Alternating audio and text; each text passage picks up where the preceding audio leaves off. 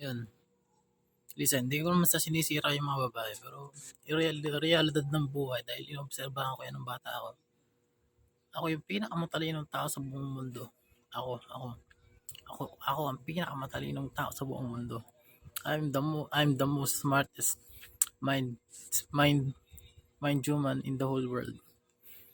Ito, kasi yung mga magaganda na yan, putang ina. Tanungin mo lang, hindi sasagot, putang ina. Hindi mo nasabi. Oh, putang ina, tanong lang, hindi mo masabi. Hindi mo masabi sagot. Putang ina, aalamin mo pa kung ano yung hayop na sagot na yun. Putang ina. Gagawa ka ng paraan. Putang ina. Kung mahina-hina ka, putang ina. Makakalbo ka, demonyo. Ako, pinakayo kong mapanood. Putang ina, pero wala kaming lahi nun. Demonyo, tatahakin mong buhay, ayop. Masama, hindi pa alagaan yung anak mo. Putang ina. Mahirap kasi sa babae, hirap pagtiwalaan din yan. Gano'n kasakit yung putang inang may kachat na iba, demonyo. Di mo maisip na hindi mo mapigilan ikumpara yung sarili mo, baka mamaya gano'n. Tapos nung pala, may nangyayari pala, hindi mo alam. Kung nagtatrabaho ka. Eh, pero maganda yun, naghahanap din doon. Masarap na session din ang gusto nun. Masarap na, itchuhan. Iyutan yun, masarap na itchuhan. Ano yun eh, puro feeling blessed lagi yung gusto nila, feeling blessed. Pagka feeling blessed na gano'n lagi yung inisip ko, tangan na. Kaya kung mag-aasawa ka, isipin mo mabuti kung dapat bang gawin mo sa buhay mo yan. Tangan na. Masama pa nun, putang na. Nahuli mo na nga, ipagtatanggol pa mo yung kabit. Ipagtatanggol pa, hindi mo ano. Kasi ikaw nagwawala, hindi ka malalapitan o sabihin na, hindi talaga. Hindi, kasi sinungalingan naman na yun. Ano po ba alam ko, simula nung lumaki ko, tangin na. Maganda talaga, maganda ring problema idudulot sa iyo. Hindi mo pwedeng bilan ng mumurahing gamit. Hindi mo pwedeng dalhin sa mga pagkain na hindi masarap. Tangin na. Kasi deep inside, hindi nagsasalita pero putang ina, sinasabi sa magulang, ganun pala. Sinasabi sa magulang, tangin na yung asawa ko, mura ng restaurant na pinuntahan namin. Eh, paano gagawin? Putang ina, wala kang pera. Paano gagawin namin? Kulang na lang. Ako, nung bata ako, putang ina, iniisip ko, pag nagkaasawa ako maganda, bibenta ko yung mata ko. Bibenta ko yung mata ko para lang mapasaya ko, putang ina, para mapasaya ko siya. Tangina kasi, hirap ng ganun. Bata pa lang ako, iniisip ko, putang ina, nagkaasawa ako ng maganda, demonyo. Bibenta ko yung bito ako, bibilang ko ng relo. Putang ina. Bibila ko ng cellphone. Pag hindi mo naman kasi nagawa, pag di mo na fulfill yung gusto nilang mangyari, putang ina, baka murahin ka pa. Tapos na magugulat ka, putang ina, harap-harapan, ipapakita sa'yo, putang ina, may kasamang iba. Harap-harapan, hindi mo lang napagbigyan. O hindi mo lang na-fulfill yung needs nila, hindi mo na-fulfill. Ba, kailangan lagi kang top, lagi kang highest, lagi sa lahat. Pag bumaba ka, putang ina, kahit CEO lang, ipakita mo sa CEO yung maganda na yan, kahit kasama ka, putang ina.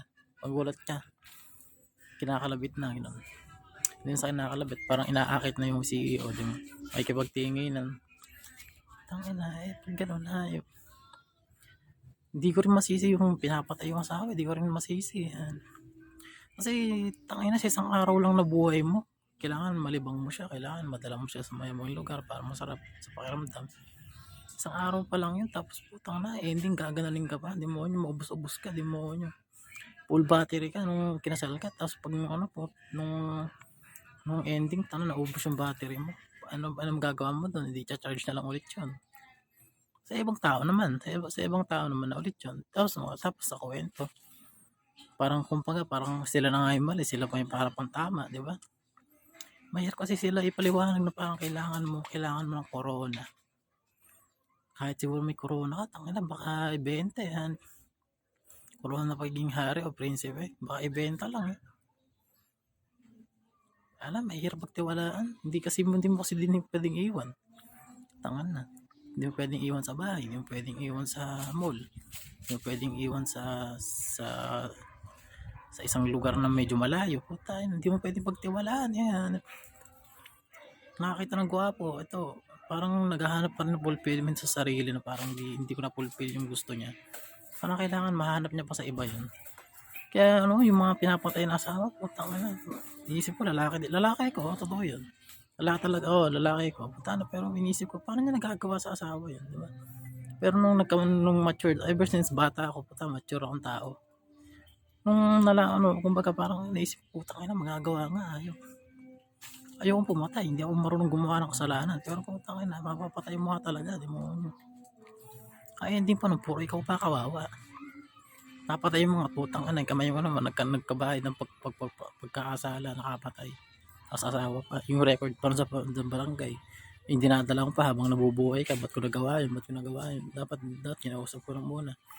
Paano ang gagagawa, putang na yung galit mo, di mo na mapigil, dapat sa mga ganun, putang ina.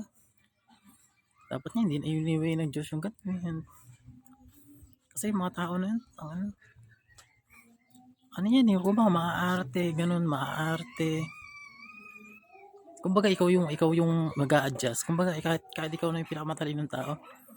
Pagka nag-inarte yan, parang ikaw yung mag-a-adjust para sa kanila. Puro ganun na. Tapos kumbaga para pag meron pang blackmail malalaman pa na gagawin ko sa ito pagka utang ina yung mundo mo, di mo yun dati napakalaya mong tao, nakakainom ka, nakakanigarilyo ka. Sabi natin, yung iba na pag marijuana, sabi natin gano'n, yung iba, ako hindi ako marijuana. Tapos di mo rin magawa, putang ina. Kumbaga yung buhay mo, parang laro na lang yung buhay mo, kumbaga, hindi na seryoso, ganun. Parang laro na lang ng bata na kahit ma-shoot yung bola, okay lang. Pero dati nga sharpshooter, pero nung nagkaroon ka ng asawa, putang ina, kahit saan mo na lang binabato. Gano'ng kasakit yung putang ina, basketball player ka, di mo ma-shoot yung bola, yung maipasok yung bola, tapos busa saan na tumatama, sa board, kung saan.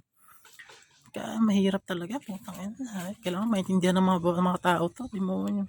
Toxic kasi yung mga babae, toxic, naguhubad dyan. Nagugulat ka, nagpapahipo, di ba? Hindi ka lang nakatingin, hindi ka lang tumingin, hindi mo lang natingin, nagpahipo na, di ba? Tapos magugulat ka, di mo nyo. Iihilang ka ako, puta, nung pala, may nangyari na, kaya naman, may kontakan ng mangyayari. Kailangan sa mga ganyan, putang ina, tinututukan ng baril sa ulo, ganun. Kaya para matakot, kailangan matakotin mo para hindi gawin sa'yo, ganun. Ang parang solusyon na kailangan mong gawin para hindi ka gagugaguin, di ba? Sa akin, kung ito, hindi sasabihin masakit, putang ina, pero sasapukin ko yan, sasapukin ko talaga, basta makaumatos siya, wala nang makinabang, ganun na rin Kaysa na ipagpalit ka na malalaman mo na pumunta sarap sa session dun sa bago kaysa sa'yo, di ba? Ang masakit doon, tapos sabihin pa niya, hindi ka pa sapat yata, ganun. At ginawa mo na lahat, huwag kayo magtiwala. Dagdagan nyo pa, go boys. Ayoko mong kasawa ng ganun.